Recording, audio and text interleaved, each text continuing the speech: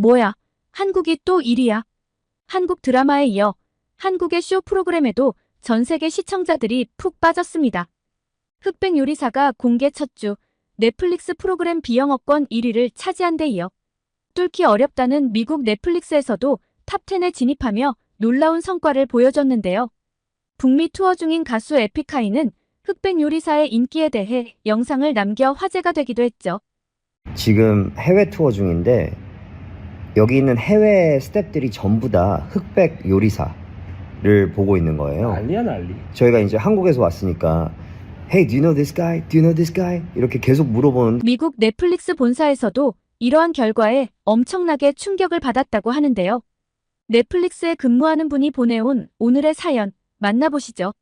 안녕하세요. 저는 에밀리 톰슨입니다. 넷플릭스 컨텐츠 기획부서에 갓 입사한 1년차 사원이죠.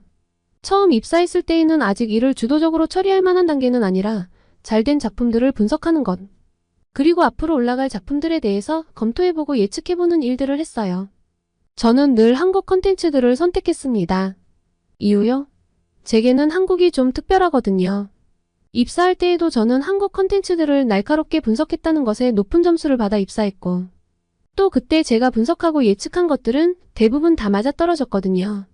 그래서 전 세계에서 올라온 컨텐츠들의 기획서를 확인하고 어떤 프로그램이 잘 될지 분석해보라고 할 때 저는 망설임 없이 한국을 택했습니다. 그런데 이번엔 익숙한 드라마나 영화가 아니라 쇼 프로그램이더라고요. 흑백 요리사라는 요리 서바이벌 프로그램이었습니다. 이 프로그램이 지금 공개됐지만 제작 발표회는 2023년 말이었고 촬영은 2024년 초라 기획안은 2023년 중순경 확인했었는데요. 기획안을 처음 봤을 때 솔직히 좀 많이 놀랐어요. 일단 규모가 너무 크고 예산도 엄청나게 많이 들 것 같았거든요.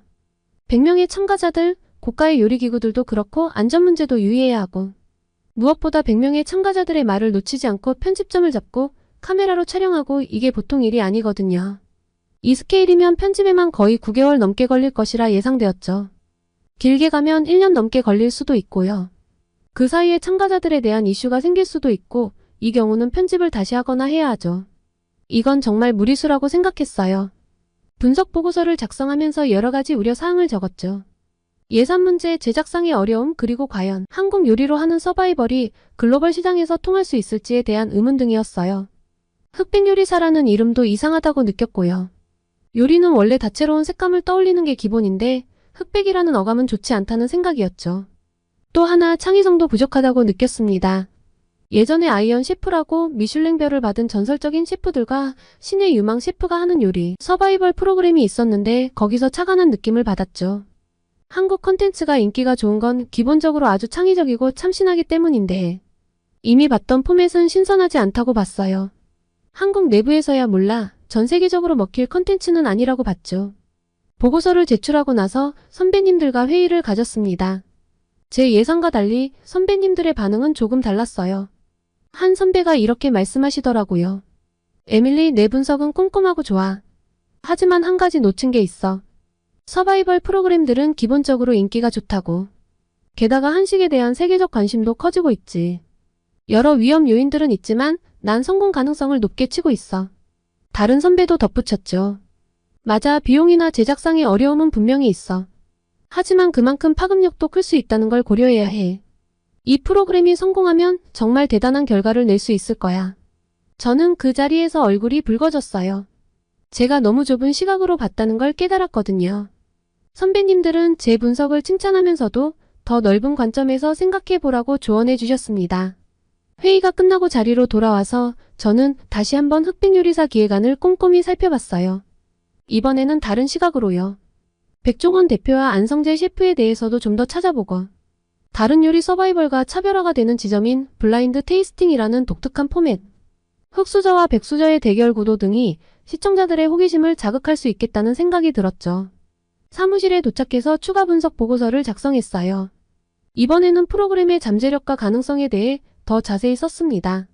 물론 여전히 우려되는 점들도 언급했지만 성공 가능성에 대해서도 균형 있게 다뤘어요. 보고서를 제출하고 나서 왠지 모를 설렘이 느껴졌습니다. 이 프로그램이 정말 성공하면 어떨까 하는 생각이 들었거든요. 이 프로그램이 공개가 되고 나서 다시 한번 회의를 가져보기로 했는데 프로그램 공개까지 얼마나 기다렸는지 모릅니다. 드디어 흑백 요리사가 공개되는 날 저는 두근대며 첫 방송을 봤어요. 저뿐만 아니라 사무실 안의 동료들도 모두 궁금해했죠. 그런데 예상을 뛰어넘는 시청 데이터였습니다. 비영어권 1위는 물론이고 미국 차트에서도 탑10에 들다니 쇼 프로그램으로 9위라는 성과는 정말 어려운 거거든요. 팀장님과 함께 회의실로 갔습니다. 우리가 예측한 많은 프로그램 중 흑백 요리사는 성공과 실패 예측이 정확히 반반으로 나뉘었거든요. 그런데 이렇게 압도적인 성공을 거두다니 분석을 빠르게 해볼 필요성이 있었죠. 자, 여러분. 흑백 요리사의 성공 요인을 분석해봅시다. 상사의 말에 모두가 진지해졌어요. 먼저 제가 손을 들었죠. 한국 요리에 대한 세계적 관심이 주요 요인인 것 같습니다. 최근 한식의 인기가 높아지고 있었는데 이 프로그램이 그 관심을 제대로 잡아냈어요. 동료 하나가 덧붙였어요. 맞아요. 그리고 백종원과 안성재라는 두 심사위원의 조합이 정말 대단했어요. 백종원은 대중적인 시각으로, 안성재는 미슐랭 3스타 셰프의 눈으로 평가하니까 균형이 완벽했죠. 블라인드 테이스팅도 정말 신선했어요. 다른 동료가 말했죠. 심사위원들이 눈을 가리고 오직 맛으로만 판단하는 모습이 공정성을 더해줬어요. 게다가 그들의 날카로운 평가는 시청자들에게 긴장감을 주면서도 신뢰를 줬죠. 저도 생각나는 점을 말했어요. 참가자들 간의 존중과 예의도 인상적이었어요. 특히 흑수저들이 백수저 셰프들을 대하는 모습이 정말 감동적이었죠. 이런 모습은 다른 나라 서바이벌에서는 보기 힘든 것 같아요. 상사가 고개를 끄덕이며 말했어요. 그래요. 그리고 제작 규모도 놀랍더군요. 1000평 세트에 40명이 동시에 요리하는 모습은 정말 압도적이었어요. 이걸 이렇게 문제없이 구현해내려면 정말 많은 스태프들이 필요했을 텐데 한국 정말 대단하네요. 전 세계 요리 서바이벌 역사상 처음 보는 광경이었습니다. 우리는 계속해서 프로그램의 성공 요인을 분석했어요. 다양한 한국 요리를 선보인 점, 흑백 수저라는 독특한 콘셉트, 드라마틱한 편집 등이 언급됐죠. 분석을 마치고 나니 제가 처음에 얼마나 좁은 시야로 이 프로그램을 봤는지를 떠올렸습니다. 아무리 철없던 신입 시절이어도 너무 부끄러운 일이었죠. 제가 너무 편협하게 봤네요. 이 프로그램의 잠재력을 제대로 보지 못했어요. 상사가 미소 지으며 말했어요. 에밀리, 괜찮아요. 이번 일을 교훈 삼아 앞으로는 더 넓은 시각으로 프로그램을 바라보길 바랍니다. 그리고 우리 모두 흑백 요리사 같은 컨텐츠를 기획할 줄 알아야 해요. 이건 단순한 요리 프로그램이 아니라 자국의 문화를 세계에 알리는 훌륭한 콘텐츠이기도 하니까요. 이런 잘 만들어진 기획과 프로그램이 나라의 위상을 높일 수 있죠. 회의를 마치고 자리로 돌아오면서 제 마음속에 새로운 열정이 생겼어요. 한국 요리와 문화에 대해 더 알고 싶어졌거든요. 이번 기회에 한국 요리를 배워볼까? 그렇게 생각하며 저는 퇴근 후 한국 요리 유튜브 채널을 찾아보기로 했답니다. 이렇게 본격적으로 한국 음식을 찾아본 건 처음이었어요.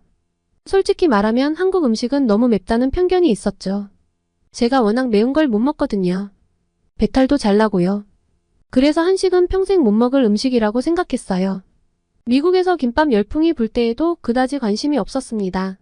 무슨 음식을 줄 서서까지 먹을까 했거든요.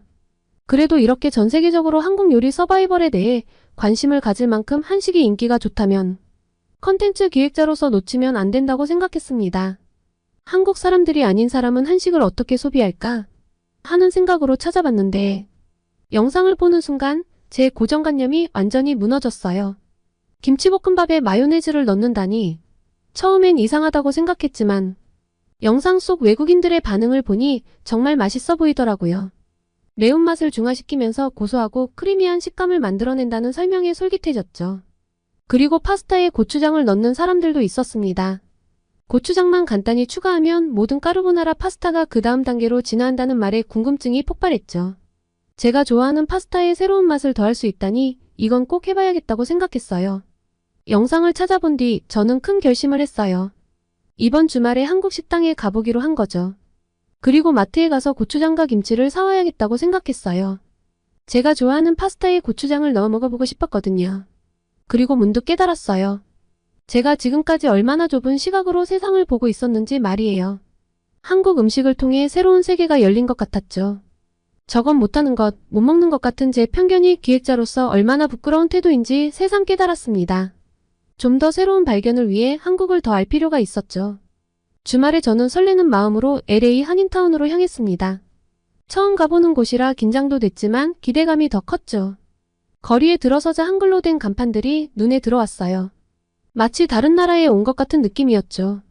첫 번째로 들른 곳은 한식당이었어요. 평소 동료들이 즐겨 먹는 비빔밥을 주문했는데요. 알록달록한 채소들과 고기, 그리고 계란 노른자가 올려진 비빔밥이 나왔을 때 그 비주얼에 감탄했죠. 그리고 새빨간 고추장. 제가 두려워하던 그 소스가 이제는 친숙하게 보였습니다. 어떻게 먹는 건가요? 제가 물었어요. 웨이터가 친절하게 설명해 주셨죠. 고추장을 넣고 잘 비벼 드세요. 조심스럽게 한 숟가락 먹어봤는데, 와, 이건 정말 예상 밖이었어요. 매콤하면서도 고소하고, 채소의 아삭함과 고기의 부드러움이 어우러진 맛이 정말 놀라웠죠. 이게 한국 음식이구나. 감탄사가 절로 나왔어요. 그냥 맵기만 한 게 아니라 다른 재료들을 조화롭게 어울리게 해주는 매운맛이었던 거예요. 제대로 경험해보지도 않고 이런 편견을 가지고 있었다니 부끄러웠습니다. 한 그릇을 맛있게 싹 비우고 저는 한인 마트로 향했어요. 고추장과 김치를 사기 위해서였죠. 마트에 들어서자 다양한 한국 식품들이 눈에 들어왔어요. 라면 코너에서는 수많은 종류의 라면들이 진열되어 있었고, 김치 코너에서는 여러 가지 종류의 김치들을 볼 수 있었죠. 직원에게 물어 고추장을 찾았는데 브랜드가 너무 많아서 고르기 힘들었어요. 결국 직원의 추천으로 하나를 골랐죠. 김치도 샀어요. 계산대에서 우연히 옆에 있던 한국 할머니께서 김치는 꼭 볶아 먹어봐요. 맛있어요. 라고 말씀해 주셨죠. 집에 돌아와서 바로 요리를 시작했어요. 파스타에 고추장을 넣어 볶아보고 김치도 볶아봤죠. 처음에는 서툴렀지만 유튜브 영상을 보며 따라하니 어느 정도 모양이 나왔어요. 맛이요? 글쎄요. 한국 분들은 어떻게 생각하실지 모르겠지만 이런 퓨전 한식은 정말 멋졌습니다. 첫 입을 먹는 순간 이걸 한 달 내내 먹어도 되겠다 싶었거든요. 고추장 파스타는 매콤하면서도 깊은 맛이 났고 볶은 김치는 새콤달콤하면서도 아삭한 식감이 일품이었죠. 이렇게 맛있는 걸 왜 이제 알았지? 하는 생각이 들었으니까요. 다음날 출근해서 제가 이 이야기를 하니 이제서야 한식을 먹어본 거냐며 놀리더라고요. 에밀리, 넌 인터넷이 없는 세상에서 산 거야? 어떻게 한국 음식을 이제서야 먹어봐? 마케팅팀의 제시카가 웃으며 말했어요. 난 벌써 몇 년째 김치찌개에 빠져있다고. 오, 그래? 김치찌개는 어떤 맛이야? 제가 호기심 어린 눈으로 물었죠. 상상해봐. 매콤하고 시원한 국물에 부드러운 두부, 아삭한 김치가 어우러져 있는 걸. 거기에 보들보들한 돼지고기까지. 정말 환상의 조합이야. 제시카의 설명에 저도 모르게 입맛을 다셨어요. 그때 IT팀의 마이클이 끼어들었어요. 김치찌개도 좋지만 난 비빔밥이 최고야. 알록달록한 채소들과 고소한 참기름 냄새. 생각만 해도 배고파지네. 난 한식 먹으면서 체중을 20kg이나 뺐다고. 와, 다들 한식 전문가 같은데? 제가 놀라서 말했죠. 에밀리, 넌 이제 시작이야. 기대해. 한식의 세계는 정말 깊고 넓거든. 우리 팀의 선배인 리사가 따뜻하게 미소 지으며 말했어요. 그럼 오늘 퇴근 후에 우리 다 같이 한식당에 가는 게 어때? 내가 아직 못 먹어본 맛있는 음식들이 얼마나 많은지 보여줄게. 정말요? 와, 너무 좋아요.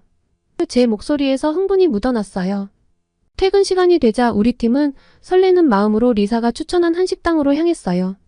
가게에 들어서자 된장찌개 냄새가 코를 자극했죠. 자, 에밀리. 오늘은 내가 한식의 세계로 입문하는 날이야. 리사가 윙크하며 말했어요. 메뉴판을 받아들고 저는 당황했어요. 모르는 단어들 투성이었거든요. 다행히 동료들이 하나씩 설명해 주었죠. 에밀리, 우선 기본부터 시작해볼까? 불고기는 어때? 제시카가 제안했어요. 오, 그거 들어본 것 같아요. 제가 대답했죠.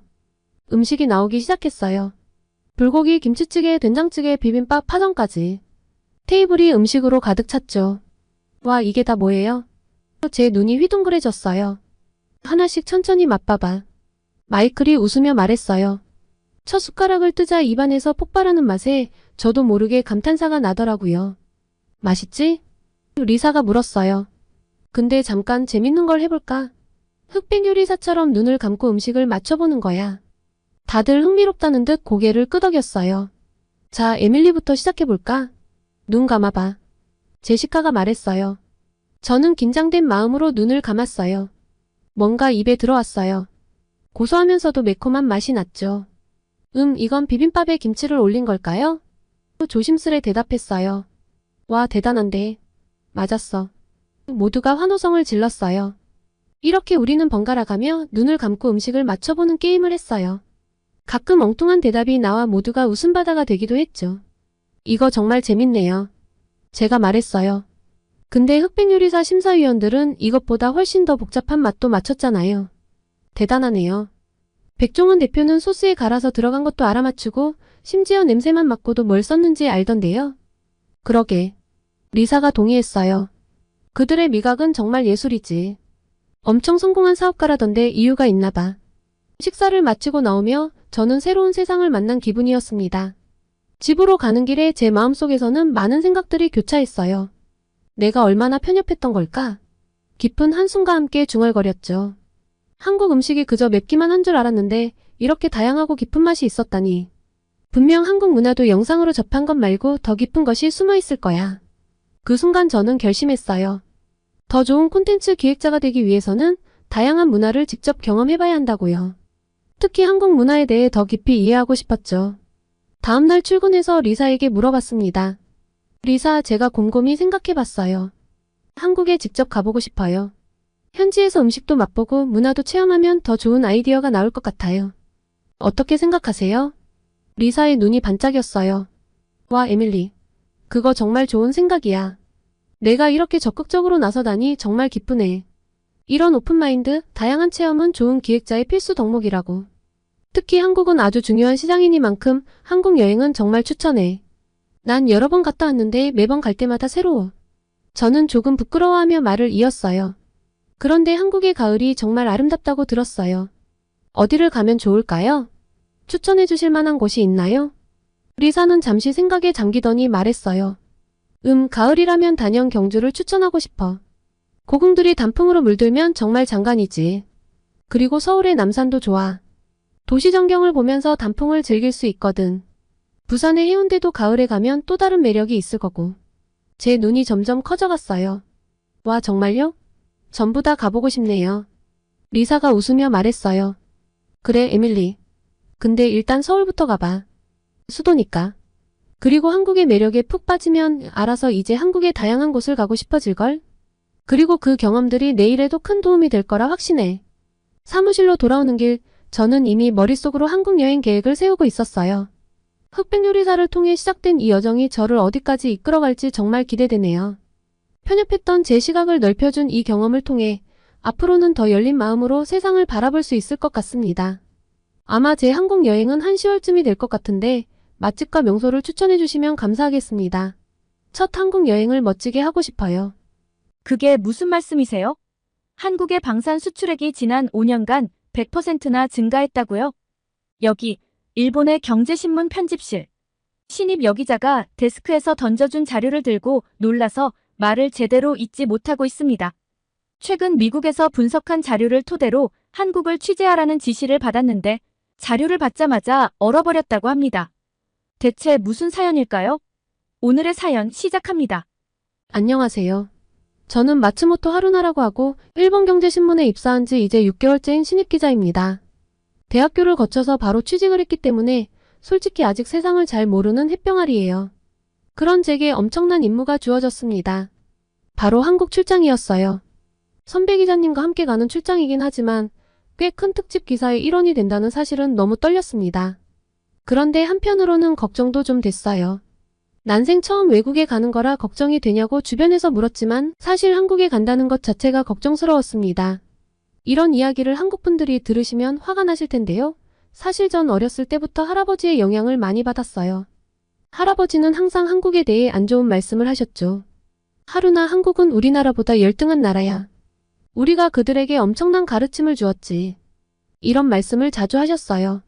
그때마다 저는 고개를 끄덕이며 할아버지의 말씀을 곱씹었죠. 그래서 그런지 저는 일본을 휩쓴 한류 열풍에도 좀 무관심했습니다. 뉴스에서 한국 얘기가 나오면 대충 듣고 넘기곤 했죠. 물론 지금 일본에서 한국 문화가 굉장히 인기가 좋다는 건 잘 알아요. 하지만 그저 연예산업이 좀 발달한 정도겠지 생각했어요. 어차피 우리보다 못한 나라라고 여겼으니까요. 그런데 이런 제 생각이 흔들리는 일이 생겼습니다. 그날 아침은 지금도 생생하네요. 아침부터 평소와 다름없이 사무실에 출근했는데 데스크에서 저를 불렀어요. 하루나 씨, 이리 와보세요. 데스크 차장님의 목소리는 평소와 달리 긴박해 보였어요. 저는 긴장된 마음으로 차장님 앞으로 갔죠. 이 보고서 좀 봐요. 차장님이 건네준 보고서를 받아들고 훑어보는데 저도 모르게 눈이 커졌어요. 한국의 R&D 투자 세계 5위. 한국 방산 수출 급증, 일본을 거절한 호주, 한국을 선택하다. 제 눈을 의심할 수밖에 없었어요. 이게 무슨 말도 안 되는 소리인가 싶었죠. 차장님, 이게 정말인가요? 제 목소리에 의심이 가득 묻어났어요. 차장님은 고개를 끄덕이셨죠. 네, 미국의 유명한 경제연구소에서 나온 보고서예요. 우리도 처음엔 믿기 힘들었지만 사실이니 이에 대해서 기사가 나가야 해요. 저는 여전히 믿기지 않았어요. 한국이 우리나라를 앞선다고요? 그것도 첨단 기술 분야에서? 방산 분야에서? 하루나 씨, 이번에 한국에 가서 이 내용을 취재해 오세요. 차장님의 말씀에 저는 깜짝 놀랐어요. 제가 한국에 간다고요? 저요? 하지만 저는 아직 해외 취재 경험이 없는데 괜찮을까요? 제 목소리가 떨렸어요. 솔직히 무서웠거든요. 한 번도 가본 적 없는 나라, 그것도 항상 안 좋게 들어왔던 한국에 간다니. 우선 선배 기자와 2인 1조 취재니까 걱정하지 말고. 하루나 씨를 보내는 이유가 있어요. 한국이 처음이잖아. 신선한 시각으로 한국을 바라볼 수 있을 거예요. 게다가 젊은 세대의 관점도 필요하고요. 차장님의 말씀에 저는 할 말을 잃었어요. 거절하고 싶었지만 신입 기자인 제가 거절할 수 있는 상황이 아니었죠. 알겠습니다. 최선을 다하겠습니다. 떨리는 목소리로 대답했어요. 차장님은 미소를 지으며 말씀하셨죠. 좋아요. 일주일 후에 출발하세요. 그때까지 한국에 대해 공부도 좀 하고 준비 잘하고요. 제자리로 돌아오는 발걸음이 무거웠어요. 머릿속이 복잡했죠. 한국에 대한 선입견, 할아버지의 말씀, 그리고 방금 본 충격적인 보고서. 이 모든 것들이 뒤엉켜 있었어요. 집에 돌아와서도 마음이 진정되지 않았어요.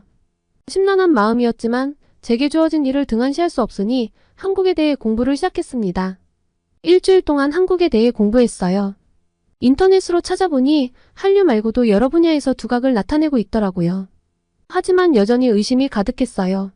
이런 것들은 다 과장된 거겠지. 원래 어떤 조사나 연구는 어떤 관점에서 하느냐에 따라 달라져. 그렇게 생각하며 스스로를 위로했죠. 그리고 한국으로 떠나는 날을 맞이했습니다. 공항으로 향하는 차 안에서 저는 창밖을 바라보며 많은 생각을 했어요. 한국이 그렇게 대단한 나라라면 나는 왜 모르고 살았을까? 내가 배웠던 역사나 경제 관련 공부에서는 왜 한국을 제대로 언급하지도 않았을까? 비행기에 오르면서 마음을 다잡았어요. 저는 기자잖아요. 객관적으로 바라보자. 편견 없이 사실만을 보자. 그렇게 다짐하면서도 제 마음 한구석에는 여전히 의구심이 자리 잡고 있었죠. 하지만 이 의구심은 한국에 도착한 지 얼마 되지 않아 하나씩 무너지기 시작했어요. 인천공항에 도착했을 때부터 놀라움의 연속이었죠. 일본의 공항과는 뭔가 달랐거든요. 더 현대적이고 세련된 느낌이 들었어요. 하지만 그때까지만 해도 저는 여전히 의심의 눈초리를 거두지 않았어요. 겉모습만 그럴듯하게 꾸며놓은 거겠지라고 생각했죠. 인천과 서울의 화려한 모습도 도쿄와는 왠지 달랐습니다. 도쿄는 뭔가 칙칙하고 갑갑한 느낌인데 고층 빌딩이 똑같이 많지만 한국은 뭔가 생기가 넘치는 느낌이었는데요. 한국을 여러 번 온 선배는 이미 들떠서 신나하더라고요. 저도 뭔가 들뜨려 있는데 마음을 애써 다잡았죠. 취재에만 집중하기로 했습니다. 시간이 없으니 빠르게 움직여야 했죠. 첫 번째 취재지는 한국의 대표적인 R&D 연구센터였어요. 현대적인 건물 외관에 촌뜨기처럼 두리번거리고 있는데 미리 연락해둔 담당자분이 나왔습니다. 안내를 받으며 설명을 듣기 시작했죠. 담당자가 한국의 R&D 투자에 대해 설명해주기 시작했어요. 한국의 R&D 투자는 세계 5위 수준입니다. 그 말을 듣고 저는 깜짝 놀랐어요. 정말인가요? 그게 가능한 일인가요? 제가 의심스러운 눈초리로 물었죠. 담당자는 미소를 지으며 계속 설명했어요. 네, 유네스코 자료에 따르면 한국의 R&D 지출이 790억 달러로 전 세계에서 5위를 기록했습니다. 프랑스와 영국 같은 전통적인 유럽 선진국들을 앞섰죠. 우리 앞에는 미국, 중국, 일본, 독일뿐입니다. 빠르게 탑5 안에 들어간 거죠. 저는 여전히 믿기 힘들었어요. 하지만 한국은 인구도 적고 영토도 작고 자원도 부족하지 않나요? 어떻게 그런 성과를 낼 수 있죠? 담당자는 고개를 끄덕이며 말했어요. 맞아요. 많은 전문가들도 이 수치가 말이 안 된다고 했죠. 다른 선진국들은 모두 뭔가 치트키가 있어요. 인구, 영토, 자원 등등. 하지만 한국은 그중 뭐 하나 없죠. 그래서 더 놀라운 겁니다. 그의 설명을 들으며 저는 점점 더 혼란스러워졌어요. 만약 이게 사실이라면 정말 대단한 일이구나. 라는 생각이 들었죠. 담당자는 마지막으로 이렇게 덧붙였어요. R&D 투자는 국가의 미래를 좌우합니다. 이 순위는 앞으로 수십 년, 어쩌면 100년 이상 변하지 않을 수 있어요. 한국이 이 자리를 지키고 있다는 건 앞으로도 계속 선진국의 대열에서 멀어지지 않을 거란 뜻이에요. 더 발전할 일만 남았다고 봅니다. 이 말을 듣고 저는 깊은 생각에 빠졌어요. 한국이 정말 이렇게 대단한 나라였나? 그동안 제가 얼마나 편견에 사로잡혀 있었는지 깨닫기 시작했습니다. 다음 날은 한국의 방산업체를 더 자세히 취재하기로 했어요. 아침부터 큰 방산업체를 방문했는데 그곳에서 본 것들은 정말 충격적이었어요. 먼저 K9 자주포 생산 라인을 봤는데요. 담당자가 자신감 넘치는 목소리로 설명하더라고요. 우리 K9 자주포는 호주에서 30대를 수출했죠. 약 9천억 원 규모였습니다. 여기에 K10 탄약 운반 장갑차 15대도 포함됐었죠. 그리고 곧 루마니아와도 수출이 이루어질 예정입니다. 그 말을 듣고 눈이 휘둥그레졌어요. 일본이 호주와 잠수함 계약을 하지 못했다는 걸 알고 있었거든요. 한국이 그 까다로운 호주를 상대로 이런 대규모 계약을 따냈었고 또 세계 각국에 활발히 수출을 한다니 믿기지 않았어요. 더 놀라운 건 그 다음이었어요. 담당자가 계속해서 말했죠. 인도에서는 이미 K9 자주포 100대를 구입했고 200대를 추가로 도입할 예정입니다. 중국과 파키스탄 국경을 견제하는데 우리 자주포가 매우 적절하게 활용되고 있죠. 올해 초에는 자주포 2문을 추가 주문했는데 이는 성능에 대한 만족도가 매우 높기 때문입니다. 이 말을 듣고 정말 혼란스러웠어요. 쿼드 국가인 호주와 인도가 한국의 무기를 선택했다니 말이 되나요? 그리고 가장 충격적인 말을 들었어요. 담당자가 자부심 가득한 표정으로 말했죠. 한국은 현재 세계 방산 수출 8위예요. 하지만 곧 이탈리아, 영국, 독일을 제치고 5위권에 들어설 겁니다. 다른 나라들의 수출 증가율은 10% 내외인데 우리는 지난 5년간 무려 177% 증가했거든요. 스톡홀름 국제평화연구소의 분석을 보면 한국의 성장세가 얼마나 놀라운지 알 수 있죠. 개인적으로 매우 자부심을 가지고 있는데 저뿐만 아니라 전 직원들이 모두 자부심을 가지고 일하고 있습니다. 이 말을 듣고 너무 놀라 말을 잇지 못했어요. 일본보다 앞서 있다니, 게다가 G7 소속 선진국들을 따라잡고 있다니 한국의 발전이 어디까지 된 걸까? 머릿속이 복잡해졌어요. 담당자는 계속해서 설명했어요. 우리는 단순히 무기를 파는 게 아닙니다. 지속적인 애프터 서비스를 통해 고객 국가들의 만족도를 높이고 있어요. 이런 노력 덕분에 기존 고객들이 추가 주문을 하는 경우가 많죠. 최근에는 나토 국가들도 우리 무기에 관심을 보이고 있어요. 이 모든 이야기를 들으면서 한국 방산 산업의 발전 속도와 규모에 정말 놀랐어요. 일본의 방산 산업이 정체되어 있다는 걸 알고 있었지만 한국이 이렇게까지 앞서 나가고 있다니 놀라웠죠. 분하지만 한국의 놀라운 발전을 인정할 수밖에 없었어요. 한국이 새로운 경제 발전의 동력을 방산 분야에서 찾아가고 있다는 게 눈앞에서 선명하게 보였으니까요. 이날은 정말 충격이 컸습니다. 한국이 눈부시게 발전할 동안 일본은 무엇을 한 걸까요? 기사를 쓰려면 일본의 현실을 알아볼 필요가 있다는 생각이 들었습니다. 그래서 호텔로 돌아오자마자 노트북을 펴고 일본의 방산 산업에 대해 더 자세히 알아보기 시작했어요. 그런데 제가 발견한 내용들은 충격 그 자체였습니다. 일본 해상자위대 출신의 군사 저널리스트 몬타니 씨의 기고문을 읽게 되었는데 그 내용이 너무나 충격적이었어요. 일본의 방위 산업이 얼마나 비효율적이고 문제가 많은지를 적나라하게 비판하고 있었거든요. 먼저 일본의 방산 업체들은 정부의 보호 아래에서 경쟁 없이 안주하고 있었습니다. 전투기는 미쓰비시 중공업, 초계기는 가와사키 중공업, 중형 헬기는 호지, 중공업 비행정은 신메이와 같은 식으로 각 회사의 주력 제품을 정부가 미리 할당해주고 있다고 했죠. 이런 구조에서는 기업들이 서로 경쟁할 필요가 없으니 혁신이나 발전이 이뤄질 리 없다는 문제가 제일 컸습니다. 제 눈에도 보이는데 이걸 아무도 문제의식을 못 느꼈을까요? 게다가 계약 과정도 문제더라고요. 과거에는 수의 계약만 존재했고 지금은 경쟁 입찰이라고는 하지만 신규 업체가 진입하기 어려운 구조래요. 게다가 가격도 정상적인 계약 금액이 아니라 협의를 통해 결정된다니 이건 정말 비정상적이에요. 더 놀라운 건 이런 구조 때문에 생산성이 낮고 노력하지 않는 기업들도 안정적인 수익을 낼 수 있다는 거예요. 이건 정말 말이 안 되는 일이잖아요. 한국의 방산 기업들이 치열하게 경쟁하며 발전하는 모습과는 정반대예요. 해외 무기를 도입할 때도 문제가 있더라고요. 제조건을 구입해 국내에서 생산하려고 하는데 이렇게 하면 일반적인 수입 가격의 몇 배가 든다는 거예요. 이건 정말 엄청난 재정 낭비 아닌가요?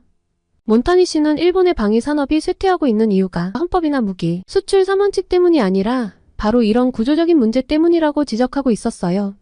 그의 말에 따르면 일본산 무기는 성능이 떨어지고 사용하기 어렵고 신뢰성도 부족하대요.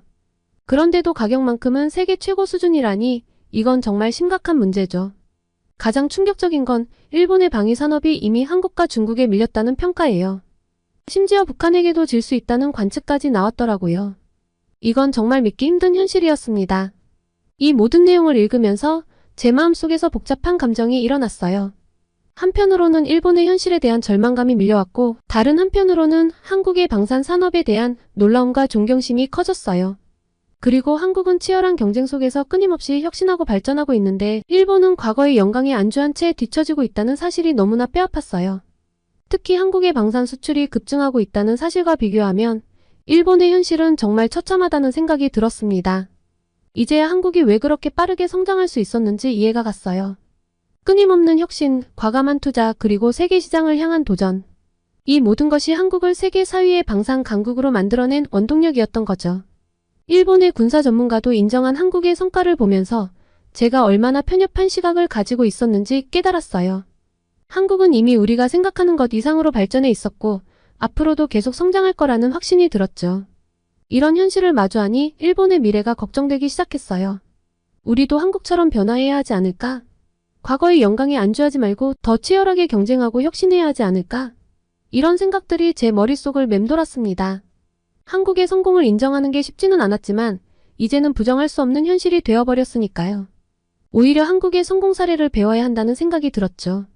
우리도 한국처럼 변화하고 혁신해야만 세계 시장에서 경쟁력을 가질 수 있을 테니까요. 이 모든 생각들을 정리하면서 제 기사의 방향도 완전히 바뀌어야 한다는 걸 깨달았어요. 단순히 한국의 성과를 보도하는 것을 넘어 일본이 배워야 할 점들을 제시해야겠다고 마음먹었죠. 한국과 일본 두 나라의 미래를 위해 제가 할 수 있는 일이 무엇일지 깊이 고민하게 되었습니다. 취재를 모두 마친 날 저녁, 저는 좀 지쳐서 혼자 작은 식당에 들렀어요. 선배를 신경 쓰기도 싫었고 혼자 조용히 밥을 먹고 싶었거든요. 그런데 주인 아주머니가 갑자기 서비스로 음식을 더 주시는 거예요. 젊고 예쁜 사람이 외국 나와서 열심히 일하는 것 같아 더 줬어요. 많이 드세요. 이런 친절에 당황스러웠어요. 일본에서는 잘 볼 수 없는 광경이었거든요. 돈을 내려고 하니 손사래를 치시며 거절하시더라고요. 처음에는 이런 문화가 비효율적이지 않을까? 라고 생각했어요. 하지만 왠지 모를 따뜻함을 느꼈죠. 검색을 해보니 이게 바로 한국의 정이라고 하던데요. 이런 문화가 한국의 발전에 어떤 영향을 미쳤을까 궁금해졌어요. 지난 며칠간 제가 본 한국은 첨단 기술과 치열한 경쟁의 나라였는데요. R&D 투자 세계 5위, 방산 수출 급증, 글로벌 시장을 향한 끊임없는 도전. 모두 놀라운 성과들이었죠. 하지만 그 이면에 이런 따뜻한 인간미가 있다는 걸 깨달았어요. 어쩌면 이런 정 문화가 한국 기업들의 끈끈한 팀워크를 만들어내는 게 아닐까요? 방산 기업 직원들의 열정적인 모습이 떠올랐어요. 그들은 단순히 돈을 벌기 위해서가 아니라 국가를 위해, 동료들을 위해 일한다는 느낌이 들었거든요. 또 한국 기업들의 뛰어난 고객 서비스도 이런 정신에서 나오는 게 아닐까 싶었어요. 방산 제품을 수출한 뒤에도 지속적인 애프터 서비스로 고객 만족도를 높인다던 담당자의 말이 생각났어요. 이런 세심한 배려가 한국 제품의 경쟁력을 높이는 비결 중 하나일 거예요. 그리고 이런 문화가 혁신의 원동력이 되는 것 같아요. 서로를 배려하고 신뢰하는 문화 속에서 더 과감한 도전과 창의적인 아이디어가 나올 수 있을 테니까요. 한국 방산 기업들이 빠르게 성장하고 새로운 시장을 개척할 수 있었던 것도 이런 문화 덕분이 아닐까요? 결국 한국의 성공 비결은 첨단 기술과 따뜻한 인간미의 조화가 아닐까 하는 생각이 제 결론이었습니다. 치열한 경쟁 속에서도 서로를 배려하고 함께 성장하려는 문화. 정말 많은 깨달음을 준 한국이었습니다. 그리고 일본으로 돌아가는 길, 제 기사에 꼭 담아내야 할 내용을 깨달았어요. 단순히 한국의 경제적 성과나 기술력만을 다루는 게 아니라 그 뒤에 숨은 문화와 정신을 함께 소개해야겠다고 결심했죠. 귀국 후 편집회의에서 이러한 제 시각을 강력하게 어필했어요. 데스크에서는 젊은 사람이 문제를 보는 눈이 역시 새롭다며 호평을 해주셨죠. 그리고 제 기사가 신문에 실렸어요. 하지만 온라인 반응은 제가 예상한 것보다 훨씬 더 거셌어요. 많은 독자들이 제1교 보냐? 한국에 매수당한 거 아니냐? 라는 악플을 달았어요.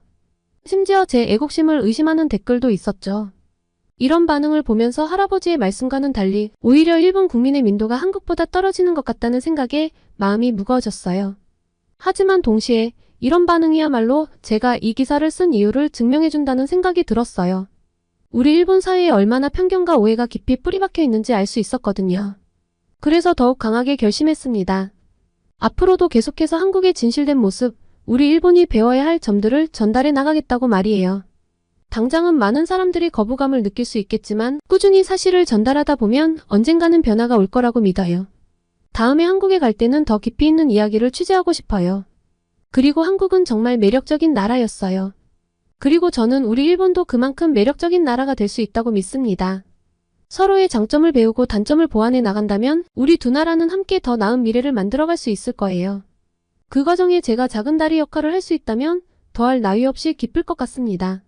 한국에 또 갈 때에는 짧게나마 한국어를 조금 더 할 수 있도록 공부를 하고 가려고 해요. 다음에 한국을 다녀와서 또 소식을 전하겠습니다. 오늘은 넷플릭스 1위를 놓치지 않는 한국 컨텐츠에 대한 놀라움을 전해온 사연, 그리고 한국 국방력에 놀란 일본 기자의 사연을 전해드렸습니다. 오늘의 사연이 마음에 드셨다면 구독과 좋아요를 눌러주세요. 여러분의 구독과 좋아요는 계속해서 좋은 사연을 소개할 수 있는 힘이 됩니다. 이상 감동저장소였습니다.